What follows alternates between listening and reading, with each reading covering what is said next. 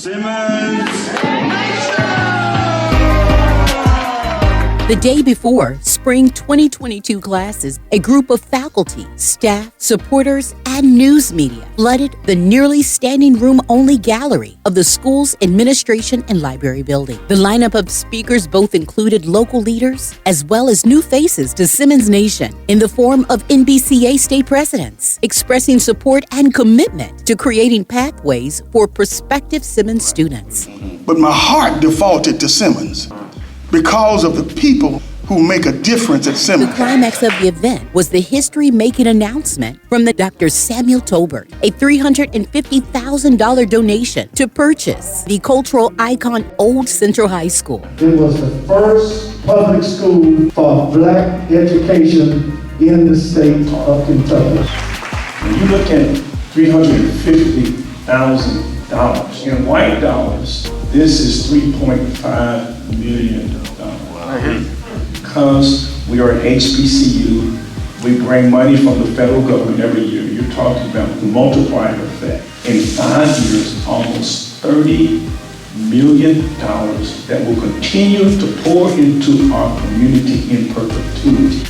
Cosby went on to thank others who have contributed substantial investments. Foundations for our political leaders who saw the value of Simmons College.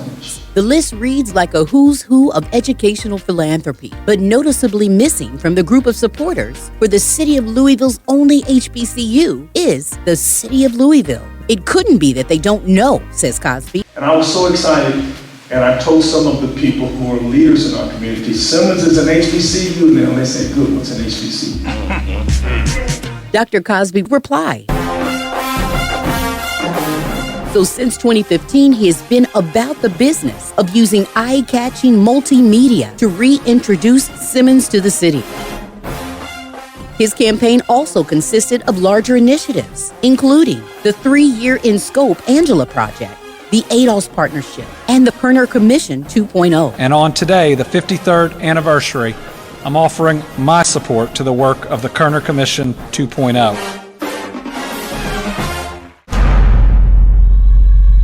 You're looking at the historic campus. One of the most viewed videos to date features Louisville's Mayor, Greg Fisher. A member of the fraternity of HBCUs across the country with an amazing record of success, HBCUs produce 70% of all African American dentists and doctors, 50% of our nation's African American teachers, and 80% of all African American judges graduated from an HBCU. And one thing I know for certain, our great city of Louisville will not reach her full potential without a great HBCU. We need Simmons to flourish. Another story actually predates the school's HBCU status, when the then newly chosen president had nothing more than a vision. A vision, however, that proved to be more than enough for David Jones Sr. to invest $1 million. I'm Jackie Ballmore, Vice President of the UMA and John Ball Foundation. Although we're located in Texas, over the last 4 years, we've made grants that exceed $500,000 to Simmons College. One is left wondering why the research done by other benefactors resulted in substantial monetary investments to the Black-owned, Black-operated institution, while the city of Louisville has yet to realize the return on investment of this hidden gem. The good news is that the city of Louisville has an upcoming test to make positive national news, specifically initiatives of commitment to social justice. Yes, social justice. We Americans everywhere must and shall choose the path of social justice, a commitment to eliminating systemic and structural racism in our city and our country, to create a future that doesn't repeat the mistakes of the past. A shining example that could rectify centuries of economic injustice. This building here, the Central High School building, was built with enslaved people in mind. Think about this. 1873, it's the first building of public education in the history of the state of Kentucky. The first. The next block is the birthplace of higher education for blacks, and that's Simmons College, Kentucky. So think about this. That means that there has not been any construction on our campus since the slaves.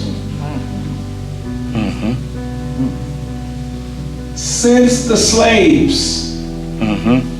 It's time for new construction. Amen. And if we want these kids to come to our city, then our city has an opportunity.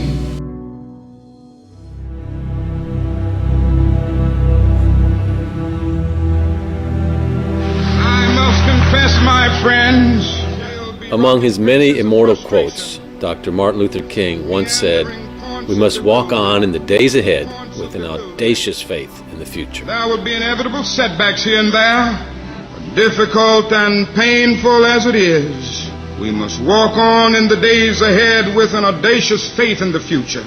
That resonates with me first because we know the accumulation of injustices over centuries presents an immense barrier for so many people in our community. So in order to tell the truth, it is necessary to move on and say, not only we've come a long, long way, but we have a long, long way to go. But Dr. King's words also remind us that change is only possible if we believe it to be so. I still have faith in America, that even though we have some more difficult days before the problem of racial injustice is solved. Louisville Metro government has faith in change, and while the work of overcoming generational injustices to create a city of racial equity and justice is daunting, we are fully committed to doing the work. We are mobilizing.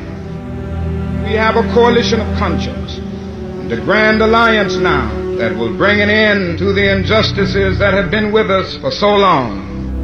Our commitment to equity and inclusion has been a guiding principle throughout our work. And I still believe that somehow this problem can and will be solved. We can address these challenges. We will continue to address these challenges in the spirit of Dr. King's lifetime of good deeds and words with the audacious faith in the future. With this faith, we will be able to transform the jangling discords of our nation into a beautiful symphony of brotherhood. Thank you.